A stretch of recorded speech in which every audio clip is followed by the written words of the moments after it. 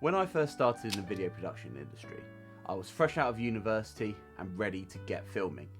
However, throughout that time, I was always told about a certain set of rules which we had to follow in order to get the right cinematic shots.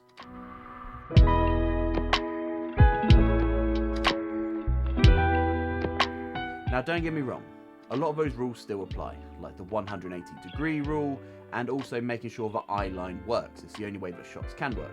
However, in recent years I have also noticed a drastic change in shot composition. This is particularly notable in documentaries and also in certain series. Hello everybody and welcome to the video. My name is George, I'm a full-time camera operator and in my spare time I like to make these videos on YouTube. I first noticed these changes when I was watching Amazon series Mr. Robot quite a few years ago. Now typically you would have the characters framed in the centre or on one of the third rule lines. However, in this series, they make a particular effort to film them in the lower quadrant, which is the lower third of the frame. And they would also place them in different ways in looking at different angles. Now, obviously, in Mr. Robot, for those who have seen it, they do this to make the audience feel uncomfortable. And this is a really effective way of doing it. I'm not saying that Mr. Robot was the first to do it. However, it was the first series where I noticed that it was happening more consistently. The shift in cinematography styles only increased with the emergence of Netflix and the subsequent increased production of documentaries. Typically for a documentary interview you have a wide and a close-up. Here you can see a few examples which I've done on this YouTube channel.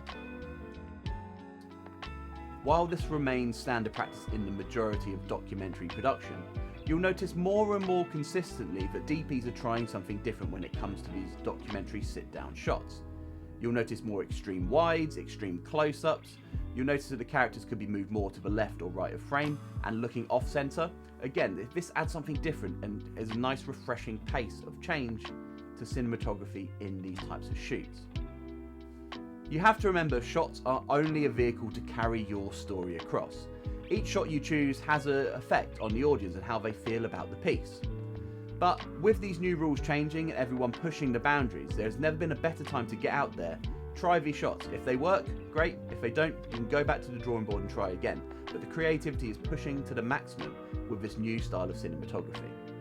But anyway, that's it for me today guys. Thank you very much for watching and I will see you in the next one. Bye bye.